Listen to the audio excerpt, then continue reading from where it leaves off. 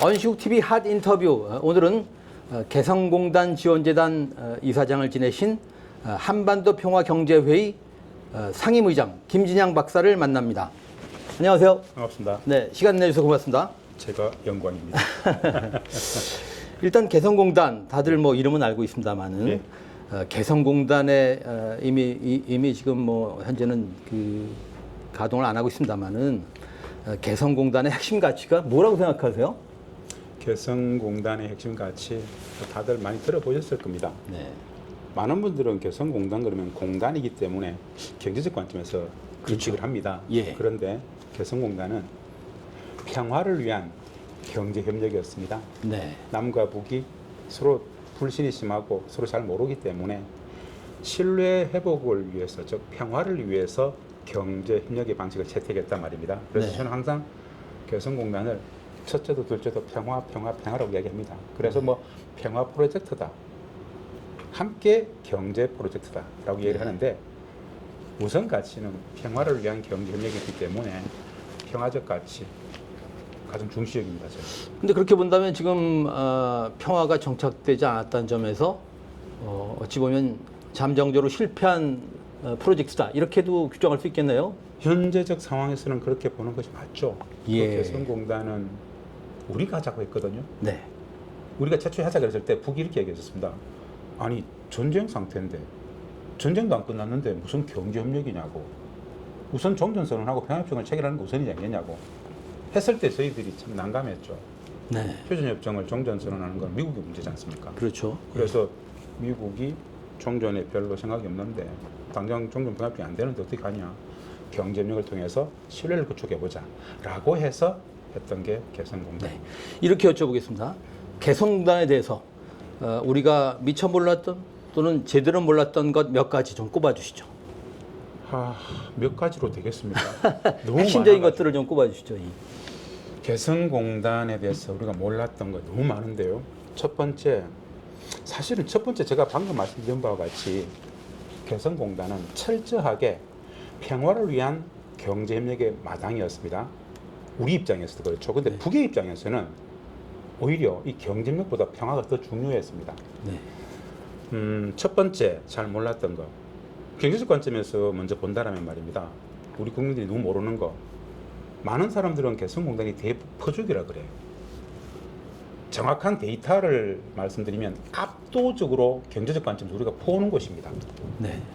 상상 초월입니다. 규모 자체가 비교할 수가 없습니다.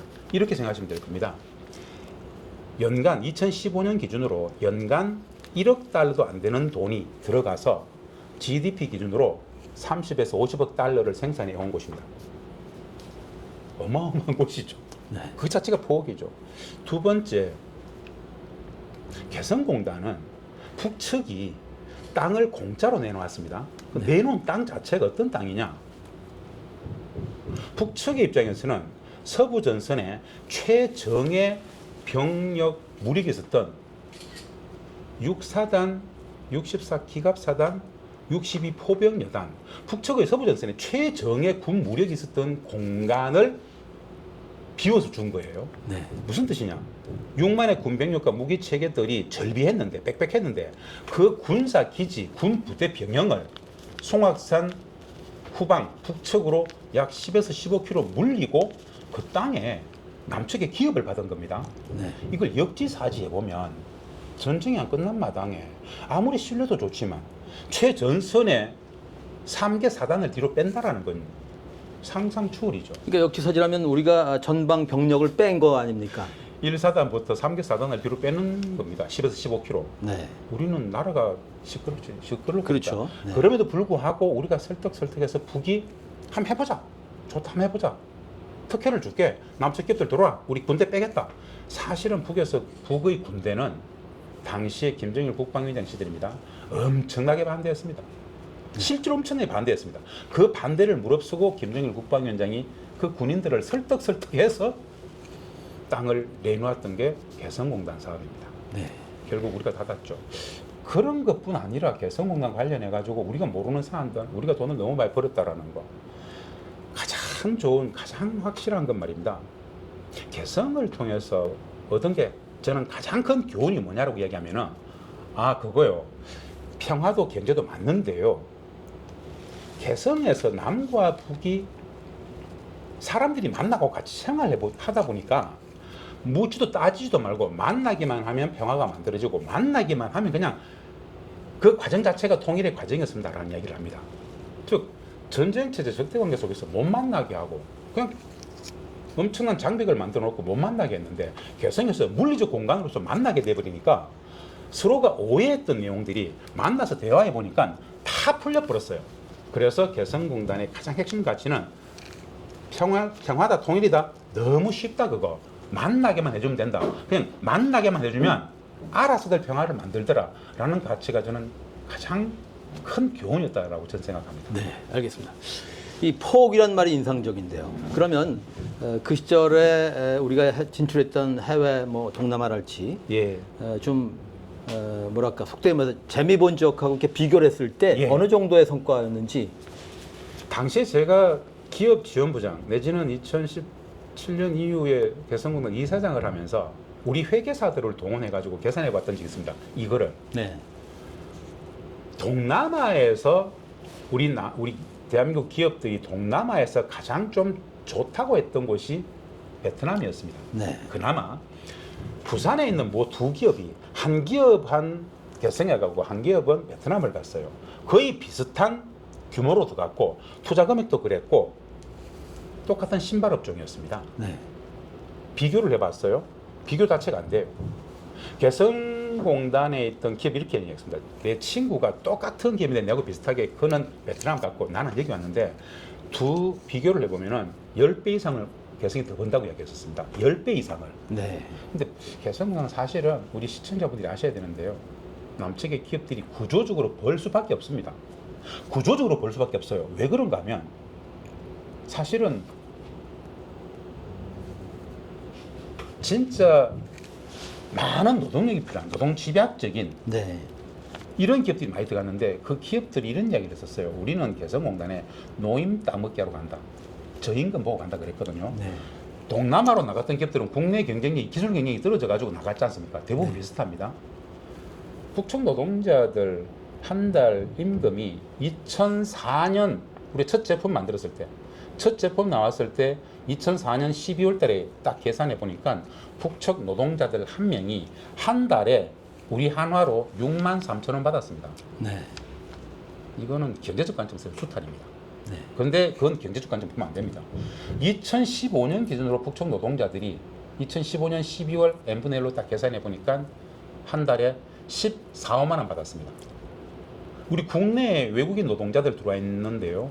외국인 노동자 한 명을 고용할 수 있으면 개성공단에서는 북측 노동자 15명을 쓸 수 있었습니다. 같은 시기를 비교할 때 그렇다는 말씀이죠? 2015년 기준으로. 네. 2015년에 경기도에 있는 외국인 노동자 한 명을 고용하고 있는 업체 그 비용이면 개성에서는 북측 노동자 15명을 쓸 수 있습니다. 그럼 이렇게 여쭤볼게요. 그렇게 그 노임을 비교할 때 그렇다는 말씀 이제 수긍합니다만은 인력의 질이랄까요, 노동 생산성이랄까, 우리 네. 다 같은 민족이니까 일 잘하겠습니다만 생산성 면에서는 어땠습니까? 남측 사람보다 더 잘합니다. 더 잘합니까? 남측 사람보다 네. 더 잘하는 이유가 있습니다. 이들은 직장을 옮기지 않습니다. 이직률 졸업 퍼센트. 그 일만 합니다. 우리하고 똑같은 민족이잖아요. 대한민국 사람들은 전 세계에서 일을 가장 잘하죠. 네. 똑같은 사람들인데 이직을 하지 않아요. 완벽한 숙련공들입니다. 그 개성에 있는 북측 노동자들은 우리 한국에 들어와 있는 외국인 노동자하고 단수 노동력 비교를 할 수가 없어요. 예. 그렇기 때문에 압도적인 품질 경쟁력을 담보해 버립니다. 네. 이게 개성공단의 성공 비결이었습니다. 그렇게 본다면 개성공단을 닫은 건 정말 자해군요, 자해. 선생님, 제가 네. 2016년도에 박근혜 정부 때 닫는 걸 보고 그것은 자해행위다라고 이야기했다가 네. 굉장히 곤욕을 치렀던 적이 있습니다. 네. 한국의 우리 기업들을 죽였다. 한국 경제의 미래 창을 닫은 것이다. 이건 한국 경제에 대한 자해행위라고 제가 비슷하게 딱 표현을 했었거든요. 그러네요. 똑같이 자해라는 말씀을 쓰시네요. 네. 그럼 이렇게 변주해서 한번 여쭤보겠습니다. 이제 남북 경협이 지금 그 올스톱 상태라고 볼 수 있지 않습니까? 다 올스톱. 이런 경협 중단으로 인해서 우리가 치르는 기회비용, 이거 추계를 막연하게나마 추계해 본다면 얼마나 될까요? 추계할 수가 없습니다. 네. 추계 그럼 얼마 이상이다 이렇게 한번 이런 게 이제 표현해본다면? 천문학적 비용이죠. 네. 천문학적 비용이라고 말씀을 드릴 수밖에 없는 게 기준 자체가 없어요. 예를 들어서 우리가 북측에게 약속했던 게 있습니다. 네. 무슨 약속이었느냐? 북이 3개 김정일 국방위원장이 3개 사단을 빼겠다고 했을 때 네. 노무현 대통령께서는 북측에다가 2003, 4년에 착공할 때 딱 10년이면 2010년, 13년 정도 되면 남측의 기업이 약 한 5천 개 이상 들어가 있을 거라고 얘기했었습니다. 5천 개 이상의 기업이 들어가 있고 그 5천 개의 기업의 연관 협력업체가 약 30명가 될 거라고 얘기했었습니다. 그 정도의 규모를 상정해버리면 진짜 천문학적 숫자가 많습니다. 그러면서 그런 개성공단이 2개, 3개, 4개가 되도록 하기 위해서 가장 첫 번째 만든 게 개성공단이거든요. 개성공단 성공을 통해서 남포, 낮은 선봉부터 북측의 경기 특구대를 5개, 10개까지 만들자라는 게 남북의 당시 구도 합의였어요. 아니 천문학적이란 말이 좀 추상적이니까 좀 장밋빛으로라도 한번 이렇게 추계를 해보신다면 어느 이상일 거다. 그거를 네. 돈을 어느 정도 설정할 수 있을 자체가 어느 정도 될까요? 진짜. 그래서 저는 그거를 그럼 우리 기회 GDP 비용이 이 뭡니까 이 성장 효과 이렇게 표현을 해본다면은 그러니까 이걸 사람들이 좀 실감할 수 있도록 좀 설명을 해주고 싶어서 그럽니다. 그게 돈이 얼마나 될까? 돈이 얼마나 될까요? 예를 들어서 100개의 기업이 연간 50억 달러, 123개 50억 달러, 1000개면은 500억 달러. 야, 이런 계산은 진짜 그냥 허무맹랑한 허수가 될 수 있기 때문에 제가 자신이 없습니다. 네. 다만 대한민국의 창원시 창원공단이 있죠. 예. 마창의 창원공단, 엄청난 기계공단이지 않습니까? 개성공단의 모델이 창원공단입니다. 그런 창원공단 5개 정도가 기회비용이 사라졌다 이렇게 보면 어느 정도 나올까요? 그게 오히려 더 정확한 접근이 될 것 같습니다. 그런 양적 측면과 더불어 지금 그 우리가 우리나라도 지금 제조업 위기도 겪고 있지 않습니까? 저성장에 네, 이런 문제에 대한 해법이 될 수 있었지 않습니까? 제가 많은 정부들이 이번 이재명 정부도 뭐 AI 이야기하면서 성장 얘기하지 않습니까? 속으로 조금 마음이 안 좋아요. 남북 경협을 닫아놓고 남북 경협은 완벽한 블루오션입니다. 완벽한 블루오션입니다. 그 너무 쉬운 방법. 이 남측의 자본과 기술이 그냥 북측의 토지와 노동력, 단순 임가공에 더 이상 대한민국에서 20년, 30년 전부터 하지 않는 단순 임가공의 제조, 사양산업 그것만으로도 그런 폭발성을 가졌었는데 경쟁력 있는 기술 경쟁력을 담보할 수 있는 남측의 중견기업과 AI 이런 부분들이 북측과 함께 결합되면은 상상 초월일 겁니다. 그래서 저는 예전부터 뭐 많은 사람들이 뭐 골드만삭스가 어떻다, 뭐 지문아저스가 어떻다 많은 이야기를 해요. 남북 경협이 고도화되면은 뭐 G7을 훨씬 넘게 될 것이다. 개성공단에 있는 사람들은 진짜 웃긴다고 이야기합니다. 그거는 우리는 해보고 있다, 하고 있다. 10년, 20년 안 걸린다. 한국 경제는 폭발한다 그래요. 그래서 제가 평화경제라는 말을 썼었습니다. 70년간 우리는 분단경제에 갇혀 있었다. 단 한 번도 평화경제를 해본 적이 없다. 근데 개성은 평화경제의 산실이다. 이것의 경쟁력이라는 것은 상상 초월이다. 남북 경협만 돼도 이재명 정부가 아니라 어떤 정부도 경제 문제는 신경 쓰지 마라. 일자리 문제 진짜 신경 쓰지 마라. 이렇게만 네. 얘기를 그러면 하고 있죠. 단도직입적으로 남북 경협을 재개하는 조건 네. 뭔가요? 전쟁이 끝나야 됩니다. 남북의 적대가 사라져야 됩니다. 지금 돌이켜 생각해 보면 전쟁 상태 중에 뭔 경협이냐 그랬을 때 우리가 설득했지 않습니까? 북은 이미 적대적 두 국가를 선언했지 않습니까? 네. 이 적대를 그대로 유지되면서 할 수 있을까요? 지금 당장 안 됩니다. 개성공단은 불가능합니다. 북이 2024년에 적대적 두 국가를 선포했단 말입니다. 최소한 적대적 두 국가를 평화적 두 국가로 만들어야만, 즉 종전은 되어야만, 최소한 종전 정도는 되어야만 남북 양자의 종전입니다. 미국이 얼씬거리지 않는 남북 양자 정도의 종전은 되어야 다시 그런 일들이 이야기될 수 있지.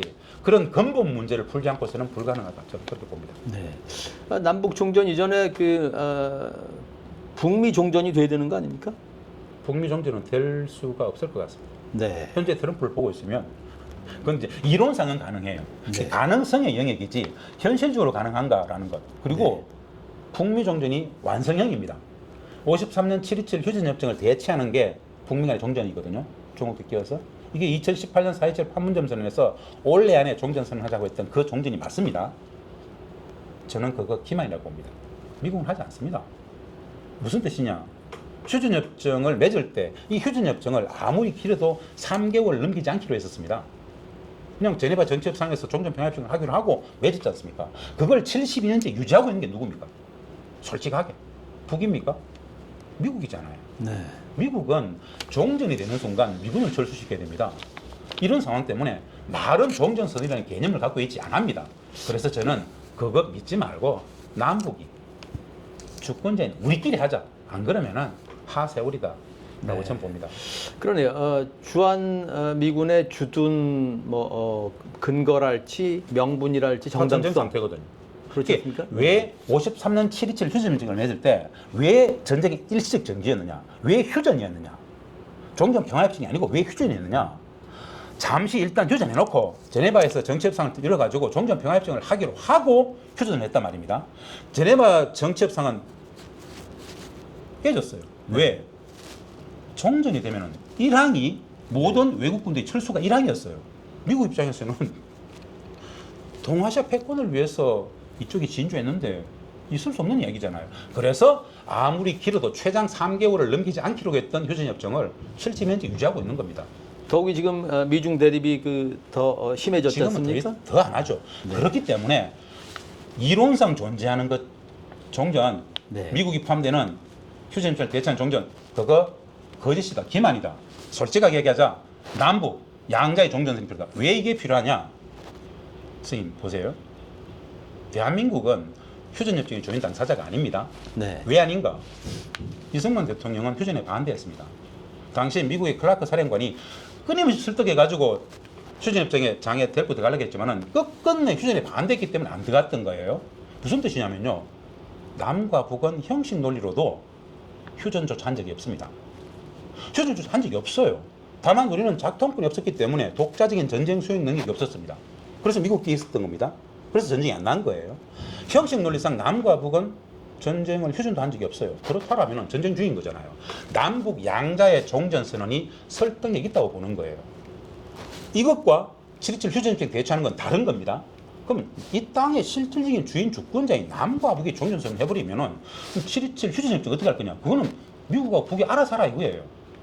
알겠습니다. 북한 학자를 자처하시지 않습니까? 북한 학자니까. 네. 그래서 여쭤보는데 분단 체제 질공 이거 얼마나 심하다고 보십니까? 대한민국 국가 총체적 비정상의 근원입니다. 국민 불행의 근원입니다. 분단 체제라는 말은 이퀄 전쟁 체제입니다. 남북이 단순히 분단되어 있어서 갖고 있는 국가 비정상이 아니고요. 분단이라는 말 안에는 압도적인 속성이 있는데 여전히 적대와 전쟁 체제를 끝내지 못하고 있다는 게 불편함입니다. 적대와 전쟁 체제이기 때문에 총체적 국가 저발전, 비정상, 국민 불행이 계속 악순환된다는 것이죠. 분단을 끝내자는 이야기는 저는 한마디로 전쟁을 끝내자라는 이야기로 해석을 합니다. 그 전쟁 끝내고 공정, 공영하면서 평화가 번영을 이루는 과정 속에서 통일로 나아가겠죠. 그래서 전쟁 상태 속에서는 국민이 행복할 수 없다. 전쟁 상태 속에서는 국가는 정상성을 회복할 수 없다. 전쟁 끝내자. 이 이야기를 제가 계속 합니다. 북맹 이런 말을 쓰시던데요. 뭐 괜찮은 브랜딩 같습니다. 북맹. 예. 문맹, 큰맹처럼 그러게요. 전쟁체에서 네. 북을 모른다. 북맹. 그러니까 뭐 정부도 그런 문제가 있습니다만 우리 국민들도 북맹 그런 증상이랄지 말이죠. 혹은 징후가 좀 있지 않습니까? 이걸 좀 몇 가지 좀 대표적으로 꼽아주신다면 북맹 증상. 우리가 북에 대해서 무엇을 모르는지를 모릅니다. 우리가 아는 북은 그냥 에너미, 적이잖아요. 북은 적이야. 북은 적이야를 항상 강요받았습니다. 왜냐하면 전쟁 체제였기 때문에. 전쟁 체제이기 때문에 당연히 적이잖아요. 아버지와 아들이 이상 가족이 됐어요. 아들은 아버지를 적이라고 얘기해야 됩니다. 안 그러면 잡혀갈 수 있습니다. 이 몰가치 비합리가 바로 전쟁 체제인데요. 북을 모른다라고 이야기하는 것보다는 사실은 북을 많이 왜곡되게 합니다. 너무 많이 왜곡되게 합니다. 우리가 무엇을 왜곡되게 알까를 모릅니다. 왜냐? 전쟁 체제 속에서 누구도 북을 온전히 제대로 가르쳐 준 적이 없습니다. 누군가가 북을 온전히 제대로 가르친다는 것은 국가보안법으로 잡혀갈 각오를 해야 됩니다. 북은 엄연히 적인데 그것이 진실이라 하더라도 전쟁 체제 속에서 북에게 이로울 수 있는 팩트는 공유하면 안 됩니다. 아니 그런데 그 지피지기라고 적을 알아야 되는 거 아닙니까? 그만큼 모른다고. 예를 들어서 그러니까 당위적으로는 알아야 되는데 모른다. 너무 모른다.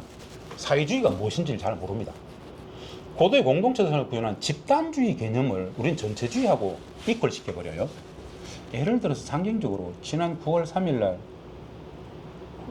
중국의 전선절 때 시진핑, 푸틴, 김정은이 섰어요. 네. 우리 국민들은 그것이 저 자리에 어떻게 김정은 위원장이 설 수 있을까를 생각해 본 적 있을까요? 그 뒤에 26개 국가의 정상들이 똑같이 있었습니다. 김정은 국무위원장이 뭔데 조선의 위상이 북의 위상이 어떻게 지금 저기에 서 있는 거야 라는 생각들을 진지하게 못할 거예요. 그런데 그들의 군사력이라는 것 자체가 사실은 우리가 알고 있는 보편적인 수준의 상식하고는 많이 다릅니다. 전 세계에서 핵 전략 국가의 지위에 있는 건 미국, 러시아, 중국, 북 4개 나라밖에 없어요. 핵 전략 국가가 뭐냐? 핵 전략 국가라는 것은 한마디로 북이라는 곳에서 전 세계 어디든 핵 미사일을 보낼 수 있는 역량입니다. 그것이 뭐 대서양이든 어디든 다 나간다는 거죠. 그러면 핵무력이 고도화됐기 때문에 그것이 설 수 있는 것이냐? 사실은 우리가 모르는 영역인데요. 그네들의 입장에서는 우리의 시각이 아닙니다. 철저히 그들의 입장에서 본다라면은 소위 말해서 반제, 반패권, 다극화, 반제 반패권의 역사 속에서 본다라면은 중국도 러시아도 북을 진짜 함부로 하지 못하죠. 왜 그러느냐? 단적으로 말입니다. 제가 상징성 있게 이 말씀을 한번 드려볼게요. 불과 몇 년 전만 하더라도 중국과 러시아는 미국이 주도하는 북한 핵 문제에 대한 대북 안보리 제재에 중국과 러시아는 동참했었습니다. 미국이 주도하는 북에 대한 안보리 제재에 동참했었어요. 푸틴과 시진핑은 그 시절 미국이 주도해서 북의 제재에 동참했던 것에 대해서 김정은 국무위원장한테 어떤 지금의 마음, 어떤 마음을 지금 갖고 있을까요? 매우 미안해합니다. 그때 진짜 우리가 못할 짓 했다라고 그런 마음을 가집니다. 이건 우리 국민들이 이해할 수 없는 영역일 것 같아요. 사실은 이 고유한 북측이라는 체제가 72년간 미국과 전쟁적 상태에 놓여 있다는 그 특수한 상황에 대한 이해들이 사실 우리는 별로 없습니다. 왜 적이니까 욕만 하고 폄훼하고 그냥 해먹만 했지 그들의 정치력, 군사력 이런 것들에 대해서 그냥 저것들이 감히 에이 뭐 우린 단 한 번도 북이 핵을 가질 수 능력이 있다는 것을 인정도 하지 않았는데 신압으로 와서 지금 핵 전략국가 돼 있는 상황이죠. 이 사이에 무슨 일이 있었을 것인가? 사실 그 간단치 않은 영역인데요. 그러니까 일단 전승절 행사에 그 시진핑 또 푸틴과 함께 나란히 선 것은 네. 이들 두 국가도 북한의 핵 보유를 인정한 거라 봐야 됩니까? 이제 이 질문들을 많이 하는데요. 당연한 건데요. 핵 보유를 인정한다는 이야기는 그 당연한 건데요. 우리 사회의 북면과 관련된 프레임 중에 한 가지가 북의 핵 보유 인정 논란입니다. 저는 좀 어처구니가 없어요. 이런 내용이. 왜 어처구니가 없느냐. 북은 전 세계를 향해서, 미국을 향해서, 누구를 향해서, 누구에게도 핵 보유국으로서의 지위를 인정해 달라고 요구한 적이 없습니다. 핵 보유국이 되면 국제적인 어떤 대우가 달라지는 게 없습니다. 그냥 핵 보유국은 핵 보유국인 거예요. 핵 보유국이 달라지는 건 딱 한 가지 있습니다. 핵을 가지게 되면 누구도 그 나라를 군사적으로 공격하지 못합니다. 이게 그냥 핵 보유국이 갖게 되는 위상이잖아요. 내가 갖고 있는 핵을 누구로부터 인정을 받느냐 안 받느냐는 중요하지 않습니다. 그런데 우리의 모든 전문가들, 언론들이 하는 이야기가 있어요. 북이 핵 보유국 지위를 얻기 위하여 이런 말을 해요. 그건 전제 자체가 잘못됐어요. 북이 핵을 왜 갖게 됐는지에 대한 이해가 없는 거예요. 북이 핵을 갖게 된 이유는 아니 또 일부 전문가들은 가령 중국이 전략적으로 북의 핵 보유를 그 공시로 인정하지 않을 수 있다. 전략적으로. 그런 이야기들 자체의 프레임이 잘못됐다고요. 네, 알겠습니다. 이건 좀 간극이 큰데요. 네. 핵 보유국 지위 논쟁 자체가 허구적 프레임입니다. 북은 프레임이다. 단 한 번도 핵 보유국 지위를 위해서 핵을 가지지 않았다는 것이죠. 북은 90년대에는 미국의 핵 선제 공격을 막아내기 위해서 우리도 너희들 때릴 수 있다라는 상황에서 가지게 됐단 말입니다. 북에게는 핵이 우리가 쓰는 안보라는 개념을 북은 보위라 그러는데요. 북은 자신들의 안보를 위해서 갖게 됐다 그래요. 이거를 이해할 수 있잖아요. 네. 북이 핵을 가진 이유가 대한민국을 공격하기 위해서 가졌을까요? 아니거든요. 북은 미국이 스마트 폭탄, 미국이 갖고 있는 핵으로 원산이다 평양이다 선제 타격하겠다고 90년대, 90년대 중반에 계속 그러니까 우리만 맞지 않겠다. 우리도 때릴 수 있다라고 핵을 가지려 했단 말입니다. 그래서 말입니다. 북의 핵 보유국은 미국이 만든 경향이 있습니다. 당시 비핵화 협상은 뭐였냐면요. 우리가 핵을 갖지 않아도 되는 조건을 만들어 달라고 그랬었거든요. 그게 종전평화였어요. 종전평화협정을 안 주고 비핵화를 계속 요구했기 때문에 지금 핵을 갖게 돼버렸지 않습니까? 그런 상황이 있었다라는 것 정도만 그냥 이해하면 될 것 같습니다. 오랫동안 그 대북 협상 이제 참여하셨지 않습니까? 예.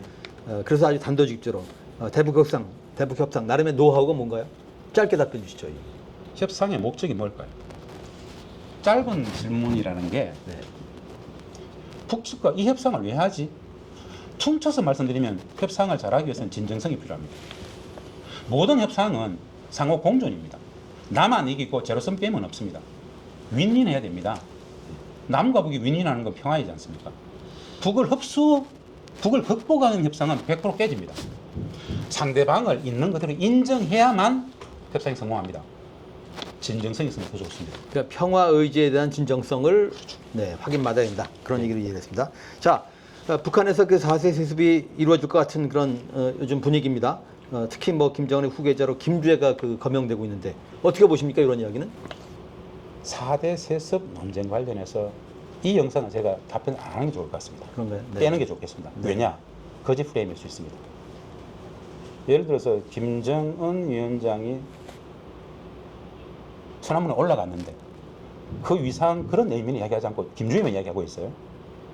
북에서는 세습이라는 말을 안 쓰고 개성이라는 말을 쓰거든요. 북명의 이제 연장선에 있습니다. 5천만 국민 전 세계가 다 세습이야, 세습 맞아요. 세습이에요. 김주애 세습은 누가 결정할까요? 우리는 김정은이 결심하면 된다 그러잖아요. 어느 정도냐? 김정은도 조선노동당 당적 중앙위 전원회의 통해서 결정돼서 선거에서 뽑았단 말입니다. 최고인민회의가 국무위원장으로서 선발했단 말입니다. 북측에도 선거 체계가 있다는 걸 알까요? 우리 시청자들이. 그런데 그게 뭐 무시하죠. 과거 우리 뭡니까 체육관 선거처럼 그런 선거로 이해한 사람이 많겠죠. 그게 북명이라고. 네. 너무 모른다. 그들이 어떤 토론을 하는지 잘 모르죠. 왜 3박 4일씩 회의를 할까요? 그럼 사실상 집단 지도 체제라고 보시는 겁니까? 집단 지도체제가 아닙니다. 엄청난 토론의 과정이 있습니다. 집단 지도체제라는 것은 예를 들어서 5명, 6명 그들이 거두가 집단 지도체제지 않습니까? 이 체계라는 것은 피라미드 체계로 설명할 수 있는 구조가 아닙니다. 조선노동당의 당적 체계가 결정하는데요. 지금 김주애 개성이다 세습이 그건 논의의 대상이 전혀 아닙니다. 북에서는. 근데 우리만 그걸 보고 있는 거예요. 왜? 북은 폄훼의 대상이니까. 지금 시기에 4대 세습 이야기는 자체가 본질을 희석시킵니다.